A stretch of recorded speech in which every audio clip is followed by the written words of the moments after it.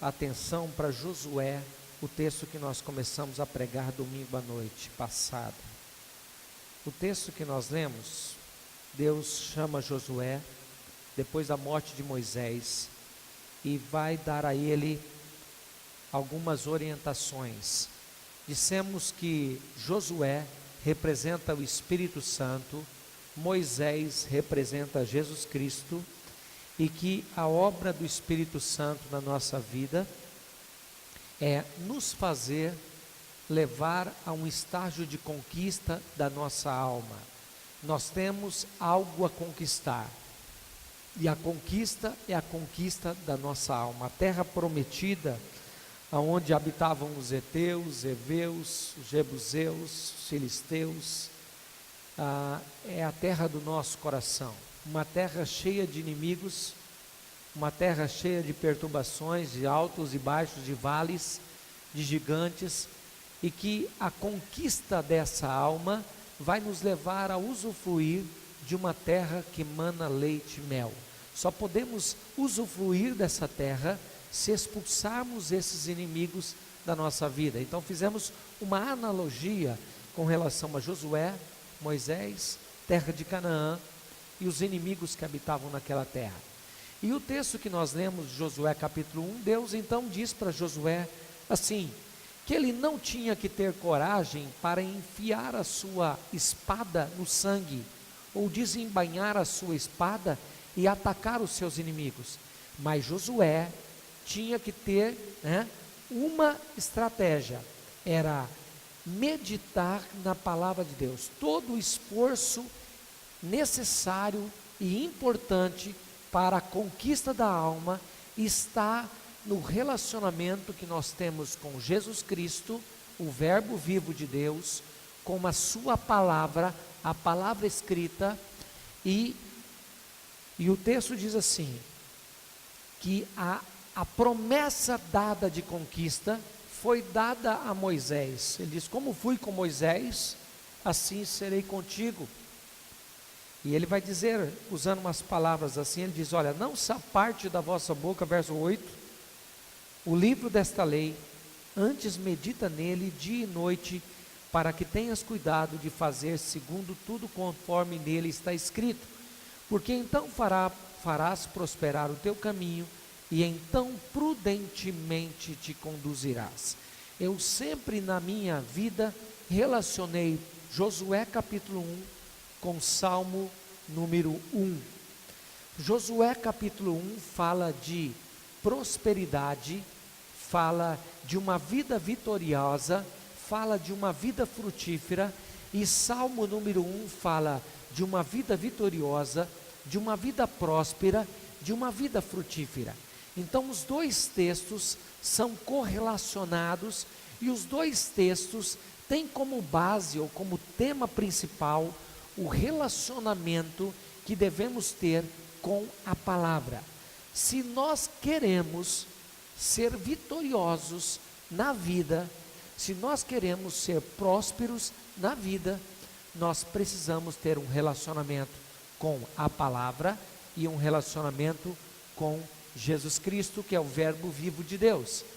E toda a promessa de Deus, amparada no Moisés, dada a Moisés, da conquista, dada a Jesus Cristo, porque ele foi a prova final e cabal de Deus, então nos é dada, quando nós fazemos a nossa parte. Qual é a nossa parte? O relacionamento com Jesus Cristo, o verbo vivo, e o relacionamento com a palavra. E aí, Deus então chama a seguinte atenção de Josué. Josué, esforça-te, e tenha bom ânimo, não pasmes nem te espante, porque o Senhor teu Deus é contigo, por onde quer que andares. Quando nós olhamos para o final de Mateus capítulo 28, Jesus vai dizer assim, eis que estou convosco todos os dias, até a consumação dos séculos. O que nós observamos é que Deus Ele é zeloso em cumprir a sua palavra. O que nós observamos é que Deus é desejoso de fazer valer a sua promessa na minha vida e na sua vida. Mas o que Deus espera de mim e de você é uma vida de muita diligência espiritual, de muito zelo, de muito trabalho, de muito esforço. Para quê? Para meditar na palavra de Deus. Nós vamos começar janeiro com um desafio muito grande aqui. É um desafio, 3 meses, pastor Tiago? 3 meses. E nós vamos desafiar a igreja, porque nós vamos fazer isto juntos. E vocês podem ver que nós estamos terminando o ano falando muito sobre isso. Aqueles que passaram pela libertação, passaram pelo aconselhamento, sabem que o que mantém a vida liberta, restaurada, é o relacionamento com a palavra. Então, o desafio que nós estamos fazendo? Nós desafiamos os líderes de célula, os auxiliares de célula, a ler a Bíblia, o Novo Testamento, em 3 meses. A ler o Novo Testamento em 3 meses. Vocês vão receber no final do ano um programa para ler o Novo Testamento, e nós vamos fazer isso juntos em 3 meses: janeiro, fevereiro e março. E o desafio aqui que já passamos para a igreja é ler 15 capítulos por dia, em 3 períodos: de manhã, na hora do almoço e à noite. Se você não pode ter 3 períodos, você tenha 2, leia 7 num e 8 no outro. Se você não tem 2, leia 15 capítulos de uma vez só. Mas se você ler 5 capítulos de manhã, 5 capítulos na hora do almoço, 5 capítulos à noite, lendo 15 capítulos, se você ler isso desta forma, você consegue ler 2 vezes em 3 meses o Novo Testamento. 15 capítulos por dia. Aí você vai terminar em 1 mês e meio praticamente o Novo Testamento. E você vai querer ler a segunda vez, porque a segunda vez é melhor do que a primeira. Eu quero desafiar a igreja, irmãos. Irmãos, diga assim para o seu irmão: nós não vamos a lugar nenhum se não tivermos o hábito de ler a palavra todo dia. Irmãos, eu quero, se você vai ouvir e cansar de ouvir do seu pastor aqui na igreja, se nós queremos líderes melhores, crentes melhores, povo melhor de Deus, nós precisamos ter um relacionamento com a palavra. Nós estamos muitas vezes num frenesi tremendo, preocupados, sabe com o quê? Atividades ministeriais, em fazer, em realizar. E o que Deus espera de nós é só uma coisa: tenha cuidado de fazer segundo tudo quanto na palavra está escrito. Esforça-te, Josué, esforça-te e tenha bom ânimo. Várias vezes ele diz: o esforço é para meditar. Por que Deus fala que tem que ter esforço?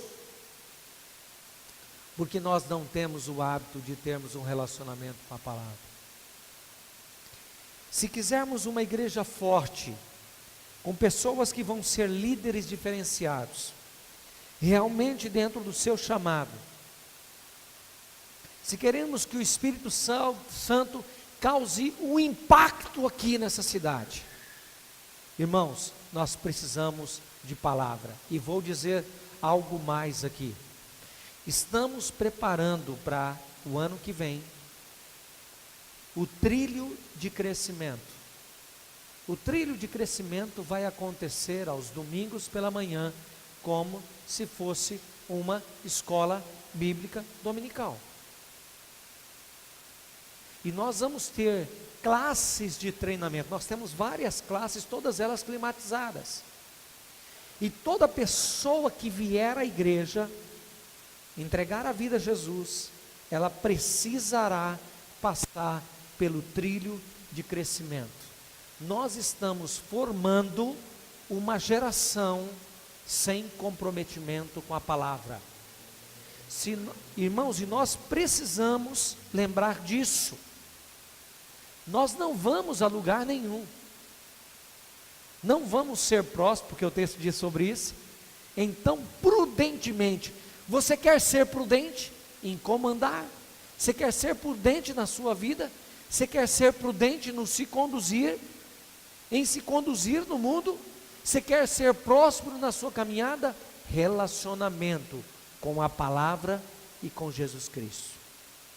Então nós queremos estabelecer, e estamos contando algumas coisas para os irmãos, do que pretendemos nesse ano, e precisamos que isso aconteça, e nós queremos devagarzinho ir implantando tudo isso.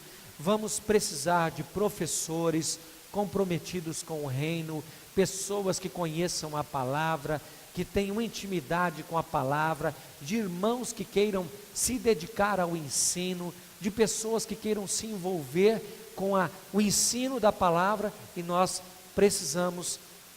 queremos realizar esse trabalho com relação ao ensino da palavra.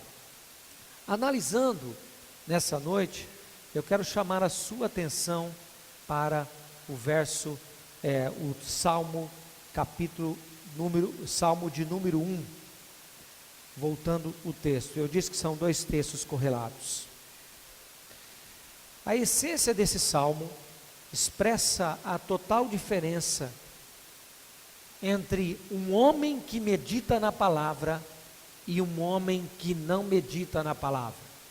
A Bíblia está dizendo a diferença que existe do homem que medita na palavra e de um homem que não medita na palavra.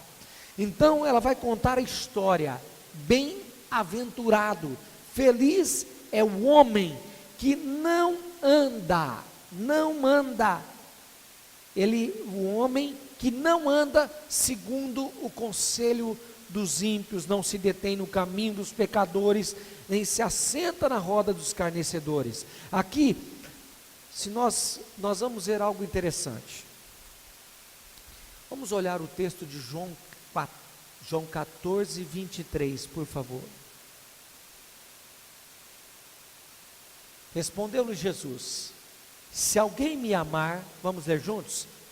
Respondeu-lhe Jesus: se alguém me amar, guardará a minha palavra, e meu Pai o amará, e viremos a ele e faremos morada nele. Preste atenção para podermos entender a palavra. Deus só faz morada naquele que se relaciona com Jesus Cristo e com a sua palavra. Olha a diferença aqui. Se alguém me amar, o que vai fazer?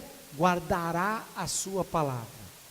Pergunta para você mesmo, sem falar em voz alta. Pergunta assim, só faz aquela pergunta lá no íntimo: eu tenho guardado a palavra do Senhor? Pergunta para você mesmo. Sua vida durante a semana é aquela diferença de Malaquias 3,18? Deus fará a diferença entre o justo e o ímpio? As pessoas olham para você e sabem quem você é? Você ama Jesus? Você guarda a palavra dele? Se você guarda a palavra dele e vive a palavra dele, a morada, ele faz morada em você. Se você é morada de Jesus, se você é o lugar da habitação do Espírito Santo de Deus, se você é lugar da presença de Jesus, olha o que está dizendo lá. Interessante. Agora vamos ver Apocalipse 3:20. Presta atenção. Muitas vezes nós achamos que Apocalipse 3:20 se refere a incrédulos, mas a palavra lá é a palavra para a igreja. Olha o que diz: Olha o que Jesus está dizendo: eis que estou à porta e bato. Eu vou perguntar para você, aonde está Jesus? Do lado de dentro ou do lado de fora? Fora ou dentro? Vou perguntar mais uma vez, fora ou dentro? Queridos, será que estão em dúvida? Está dizendo, ó, eis que estou à porta e bato. Diga assim, Jesus está do lado de fora. Tá bom, então vou perguntar, Jesus está fora ou dentro? Fora. Por que que ele está fora? Agora, se o texto se refere à igreja, e a igreja somos nós, por que que Jesus está do lado de fora? Por quê? Por que que nós não somos a morada dele? Por que que eu e você não somos a morada dele? O texto de João 14, 23 diz, eu e o Pai viremos e faremos morada nele. E está dizendo lá, eis que estou à porta, se alguém ouvir a minha voz, e abrir a porta, entrarei em sua casa, e com ele cearei, e ele comigo. Jesus está do lado de fora da igreja, e ele está batendo, e está dizendo, abra a sua porta do coração, que eu quero entrar. Eu quero entrar. E sabe o que eu quero fazer? Eu quero ter um relacionamento com você. Eu quero fazer festa na sua vida. Eu quero ter um relacionamento de festa com você. Cear significa estar à mesa. Cear significa se relacionar ao redor de uma mesa. Quem é que você convida para estar à sua mesa? Você convida estranho? Ou você convida aquele que não é estranho, com quem você tem relacionamentos? E Jesus está dizendo, eis que estou à porta. Por que que Jesus está à porta? Porque, irmãos, nós não temos guardado a palavra de Deus. Eu já caí uma vez no engano do inimigo, que eu cheguei a seguinte conclusão, pensando assim, sabe aquelas coisas doidas que vêm? Eu falei assim, Deus, o Senhor é muito bom, o Senhor tem sido tão bom comigo, eu não acredito que o Senhor vai condenar o mundo, não. No último momento, no apagar das luzes, aos 49 minutos do segundo tempo, o Senhor é tão misericordioso, que o Senhor vai perdoar todo mundo e colocar todo mundo lá. Mas toda vez que eu pensava nisso, eu lembrava da arca. Toda vez que eu lembrava disso, eu vinha a palavra que é a mesma coisa. E Jesus está dizendo assim, lembrai-vos do dia de Noé. Casavam e davam-se em casamento, comiam e bebiam, até que Noé entrou na arca. E quem fechou a porta da arca? Deus. Se Deus teve a coragem de fechar a porta da arca, e todos aqueles pereceram do lado de fora, e somente 8 foram salvos dentro da arca, não duvide não. Deus é misericordioso, bondoso, mas Deus é justo, e Ele não nega a sua palavra, e Ele zela por sua palavra para cumprir. Então haverá um momento em que cessará, e aí não tem mais o que fazer. Todos os dias, né, a gente acorda dizendo assim, Maranata, ora vem Senhor Jesus. Mas você pode acordar assim também, Ora, vou, Senhor Jesus. Ou Jesus vem, ou nós iremos a Ele. Agora, você está preparado para ser chamado? Cristo pode voltar a qualquer momento, ou nós podemos ir a qualquer momento. Quem poderia dizer que o avião da Chapecoense iria cair? Quem poderia dizer? Quem conhece um minuto além do minuto que você está vivendo da sua vida? Quem? Mas a questão é, ele está querendo entrar. Por que ele está querendo? Porque nós não estamos tendo um relacionamento. Se nós o amamos, guardaremos a sua palavra. Falta de meditação freia nossa vida espiritual.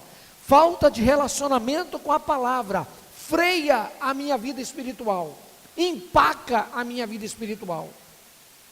Pessoas que rejeitam o conhecimento de Deus estão rejeitando o próprio Deus. Pessoas que rejeitam a palavra de Deus estão rejeitando o próprio Deus. Quem não se relaciona com a verdade, palavra de Deus, não está se relacionando com Jesus Cristo, não está se relacionando com Deus. É a mesma coisa, deixa eu dizer para você. Você é membro de uma igreja evangélica? Você é batizado? Você é visitante? Você é simpatizante? Você é... eu faço parte da multidão. Deixa eu dizer uma coisa para você, querido. Jesus Cristo ficou 3 anos na terra, pregou para todas as multidões. No momento do seu no momento da sua ressurreição, ele apareceu a 500 irmãos. Agora diga para o seu irmão assim: só 120, diga, só 120 receberam o Espírito Santo. Por que 120 receberam o Espírito Santo? Porque foram obedientes. 500 pessoas viram Jesus ressuscitado. Só 120 estavam reunidas no lugar, esperando a promessa da vinda do Espírito Santo. Irmãos, então, podemos entender que 1/5 daqueles que ouvem a palavra nas igrejas, desculpe, não estou acusando ninguém aqui, 1/5 daqueles que estão aqui são obedientes à palavra. Espera aí, pastor, o senhor está falando uma verdade. Eu estou com a Bíblia na mão. Pastor, não venha se justificar para mim. Fala com ele. Para mim, eu não sou seu acusador. Deus não é acusador seu. Eu também não sou seu acusador. Eu estou aqui para fazer você refletir. Eu estou aqui para fazer você pensar. Eu estou aqui para fazer você avaliar sua vida. Jesus Cristo ressuscitou. Pregou antes para uma grande multidão. E quando ele ressuscitou, a Bíblia diz que ele apareceu a 500. Eu vou acabar caindo com isso aqui. Diz que ele apareceu a 500. Mas no dia do Pentecostes, estavam reunidos só 120 pessoas. Se eu tirar de 500 para colocar 120, 1/5 eram obedientes à palavra. Sabe por quê? A palavra que ele deu, ele deu para os 500. Qual foi a palavra? Ficai na cidade, até que do alto sejais revestidos do poder. Ele deu a palavra para todos. Ele disse: ó, estou convosco até a consumação dos séculos. Ele diz: olha, ide por todo mundo e fazei discípulos. Ele mandou, ele deu ordem, ele declarou isso para todo mundo. Mas somente 120 foram para o cenáculo e ficaram esperando. Sabe quantos dias eles ficaram orando, irmãos? de 7 a 10 dias, eles ficaram reunidos ali. Então eu posso aqui fazer uma avaliação de que no nosso meio, quem é obediente à palavra? Jesus disse: vocês me amam, vocês vão guardar a minha palavra. Se vocês estão guardando a minha palavra, eu e o Pai viremos e faremos comunhão com vocês. E faremos, mas lá em Apocalipse, no final de todos os tempos, representando a igreja, Jesus está do lado de fora. Ele está batendo, querendo entrar, porque não tem relacionamento com Ele. Irmãos, a falta de relacionamento com Jesus, com a sua palavra, nos leva sutilmente para um caminho de apostasia. O que é apostasia, pastor? Apostasia, diga apostasia, desvio da fé, diga desvio da fé. A apostasia é o desvio da fé. A falta de meditação vai nos levar sutilmente a um caminho de apostasia. A falta de relacionamento com a palavra, de guardar a palavra, vai nos levar a uma apostasia. Irmãos, tem cada coisa acontecendo hoje no meio dos evangélicos, no meio das igrejas, cada barbaridade sendo pregada, cada coisa acontecendo. E a Bíblia diz que nos últimos dias, muitos seriam enganados. E sabe quem seriam? Os eleitos de Deus. Olha o que diz o texto. O que é apostasia? Andar segundo o conselho dos ímpios. Na mesma proporção que perdemos o contato com a palavra de Deus, vamos nos tornando insensíveis ao conselho de Deus. O temor humano começa a sufocar e extinguir o temor de Deus. A Bíblia diz em Jeremias 17:9, diz assim: o coração se torna uma fonte interna de engano. Nosso coração vai nos enganando. Quando nosso coração não é encharcado pela palavra, somos enganados. Somos enganados. A Bíblia diz que Deus traz uma palavra sobre a igreja de Laodiceia. Olha o que diz Apocalipse 3:17. Quando Deus vai trazer um juízo sobre a igreja de Laodiceia, Ele diz assim: como dizes? Olha o que a igreja estava dizendo. Presta atenção, a igreja. Olha o que a igreja está dizendo. Baixa, querido, está muito agressivo, por favor, baixa. Coloca mais grave, por favor. Olha o que a igreja está dizendo. A igreja está dizendo assim, coloca esse texto aí para mim, querido. Apocalipse, você achou? 3:17. Olha o que a igreja está dizendo. Rico sou, estou enriquecido e de nada tenho a falta. Sabe como é que nós estamos levando a nossa vida? Essa é a igreja. Eu sou rico, eu não preciso de nada, eu tenho tudo, eu não necessito de nada. É esta a igreja do nosso tempo. E a igreja, irmãos, não é 4 paredes, a igreja sou eu e é você. Nós somos a pessoa com quem Jesus quer se relacionar. E olha o texto está dizendo, olha o que eu estou dizendo, a igreja, eu sou a igreja. Eu sou rico, estou enriquecido, de nada tenho falta. E aí o que ele diz? Não sabes que és um coitado, miserável, pobre, cego e nu. Quem é este? Este é o perfil dos crentes hoje. Ô pastor, o senhor não está sendo muito sério aqui hoje não? Não, queridos, eu estou alertando para o tempo em que estamos vivendo. Irmão, se você for para as igrejas aí, você vai ouvir palavras de bênçãos, bênçãos, prosperidade, prosperidade, enriquecimento, e eu não preciso de mais nada, eu tenho tudo de Deus. É esta palavra que a igreja quer ouvir, a igreja quer ouvir.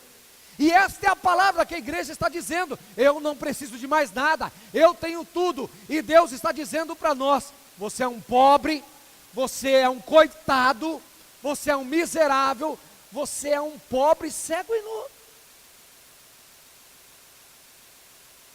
Por que ele está dizendo isso? Estou à porta estou do lado de fora, eu quero entrar. E aqui, irmãos, eu disse que Josué e Salmo são dois textos correlatos que falam sobre prosperidade. Os textos que falam sobre prosperidade na Bíblia estão ligados a uma vida de obediência à palavra. Não há prosperidade sem relacionamento com Deus e com a sua palavra. Não há prosperidade, tudo quanto fizer será bem sucedido. Por quê? Porque você não se aparta do livro da lei, medita nele de dia e de noite. Olha o que diz Salmo, capítulo 1. Tudo quanto fizer, prosperará. Mas aí nós vamos ver o homem que tem relacionamento com Deus, com a sua palavra. Eu quero andar mais rápido para a gente terminar. Diz assim: sabe quem é essa igreja que Jesus falou lá? Jesus diz assim: eis que estou ao ponto de vomitar-te da minha boca, porque não és quente e nem frio, é o quê? Morno. Você já foi escovar os dentes e aí ligou a torneira e a hora que você deu aquele primeiro golada de água, a água veio aquela água morna e você quase vomitou tudo?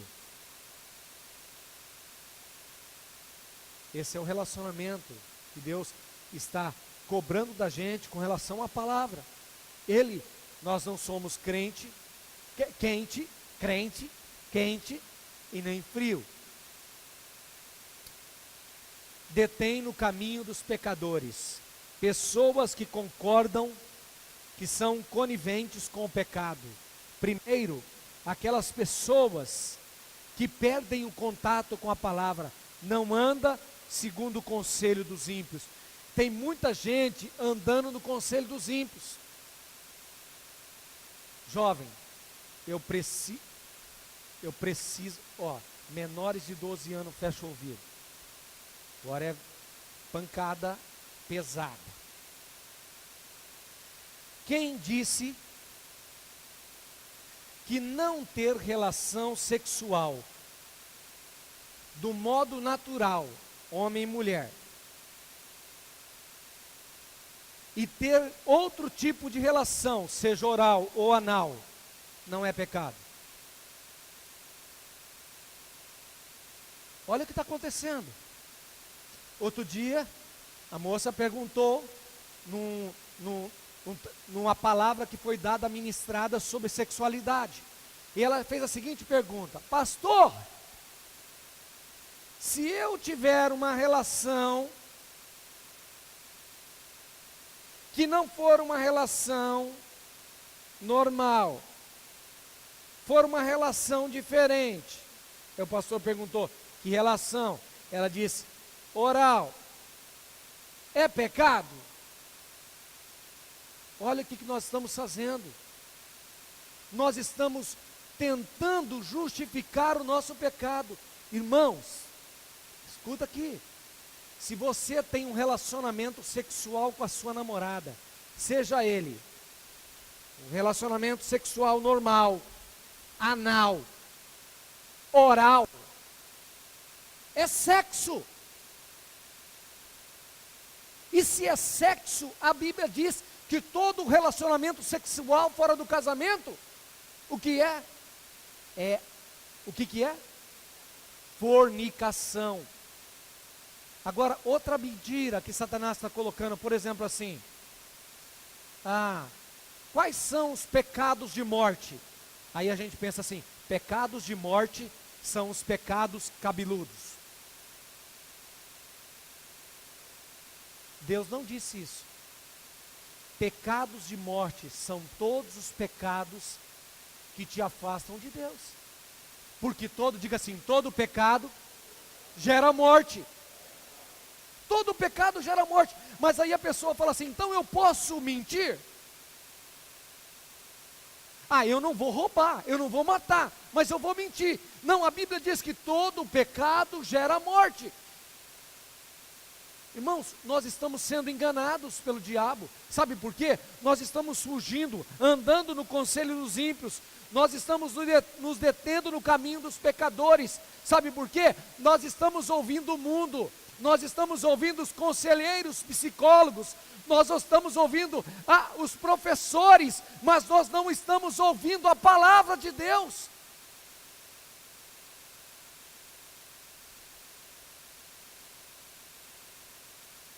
A Bíblia denomina esse tipo de pessoa como insensato.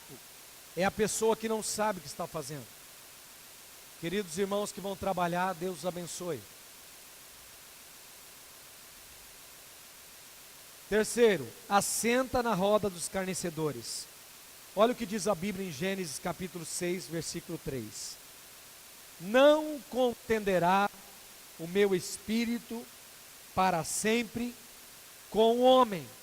Porque o homem é o quê? Carnal. Porquanto ele é carne. Ele é carnal. Eu quero falar sobre as 3 transgressões. Na dinâmica da vida espiritual, você anda, para e se assenta. No poder da influência, na dinâmica da vida espiritual, você anda, para e assenta. No poder da influência negativa, é o conselho dos ímpios, é o caminho dos pecadores e é a roda dos escarnecedores. No tipo de companhia que você tem lá fora, você se envolve com os ímpios, e a Bíblia diz que fará diferença, Deus fará diferença entre o justo e o ímpio. Você também tem relacionamento com pecadores, com pessoas que não têm nada de Deus, e você também se assenta na roda dos escarnecedores. Vou fazer uma perguntinha que fizeram para mim, uma frase que me ensinaram. Diga-me com quem tu andas, e eu vou dizer quem você é. Pastor, não tem nada eu andar com o fulano, o ciclano e o beltrano. Espera aí. Aquele que anda, se assenta, para, se detém e assenta. Essa é a dinâmica espiritual.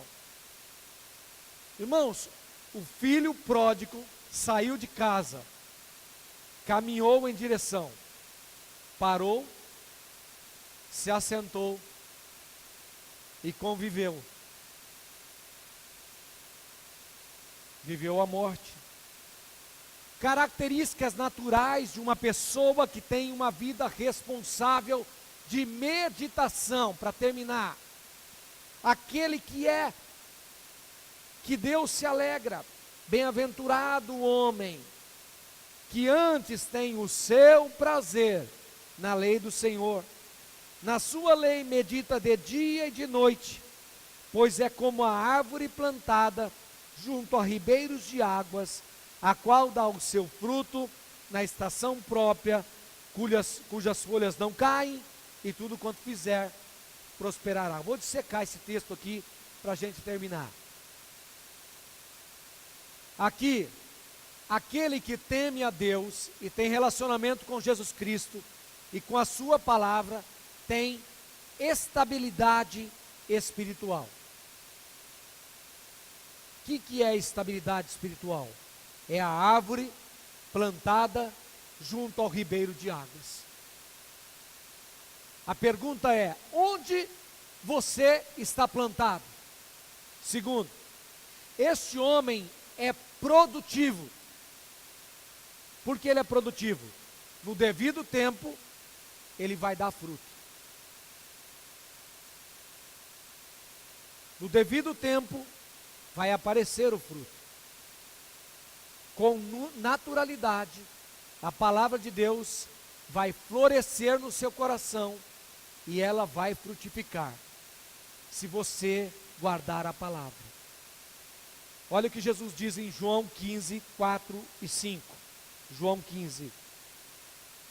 Está em mim e eu em vós, como a vara de si mesmo não pode dar fruto, se não estiver na videira.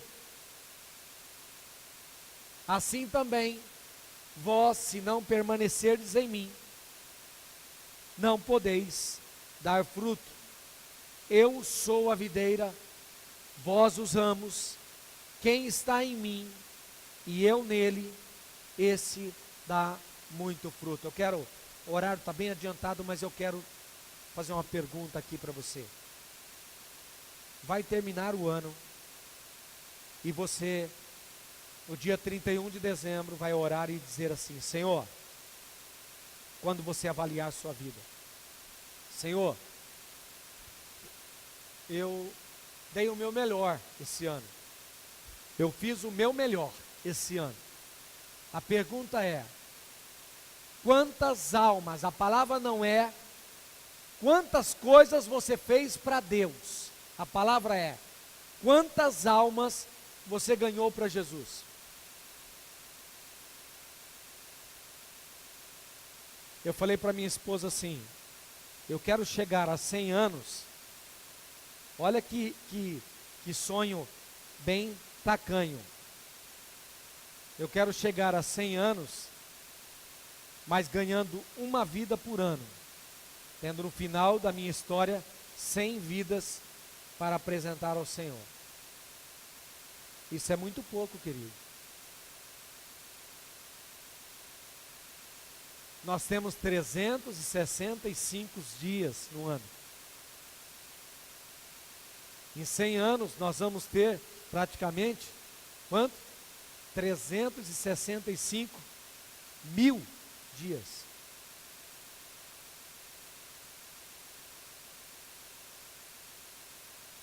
Agora, se a palavra está em mim, eu tenho que dar fruto. Correto ou não? Não é verdade? Aí Jesus chega para a figueira e diz o que para ela?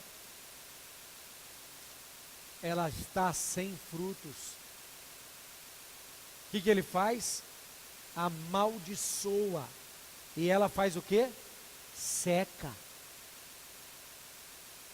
Agora pergunta aí, você vai olhar para Jesus e vai dizer assim: Jesus, você é muito severo, né? Botou a mão na figueira e ela secou.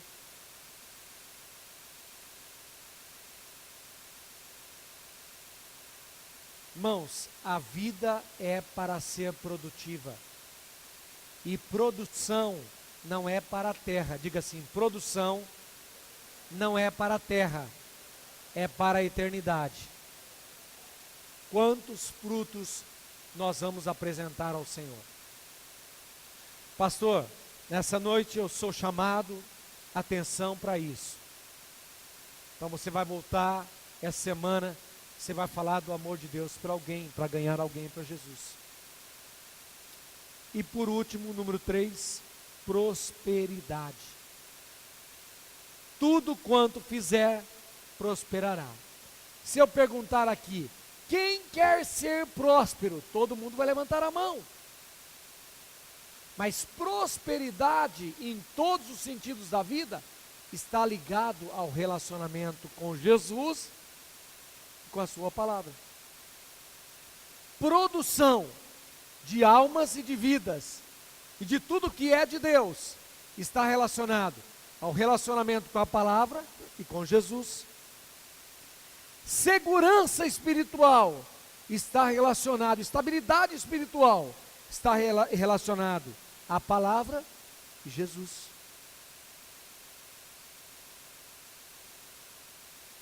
Irmãos, quando eu estou cheio da palavra, a Bíblia diz assim, que os ímpios serão dispersos, os perversos não prevalecerão no juízo, os pecadores não prevalecerão na congregação dos justos, Por quê? Porque pecados ocultos serão revelados e tratados na igreja, pecadores serão sadiamente confrontados e levados a tomar uma posição espiritual. Olha só, que termina o texto. Os pecadores não prevalecerão na congregação dos justos. Vou terminar agora. Comecei com o texto de Malaquias 3,18. Haverá diferença entre o justo e o ímpio. A palavra de Deus termina dizendo: os pecadores não prevalecerão na congregação dos justos. Deus nos chama hoje a tomarmos uma decisão. Que decisão é? O Ministério do Louvor pode vir para frente. Que decisão é? A minha decisão é de abandonar o conselho dos ímpios, o caminho dos pecadores, a roda dos escarnecedores, e meditar e guardar a palavra de Deus, e me relacionar com Jesus, chamar Jesus para dentro da minha vida, guardar a sua palavra, porque senão eu serei vomitado da boca, é morno, não serve para nada. Porque senão eu sou pobre, miserável, cego e nu, eu não presto para nada. Eu tenho muitas vezes uma falsa ideia que eu vou concebendo de mim, e Deus quer que isso seja tratado hoje. Eu quero convidá-lo a fechar os seus olhos.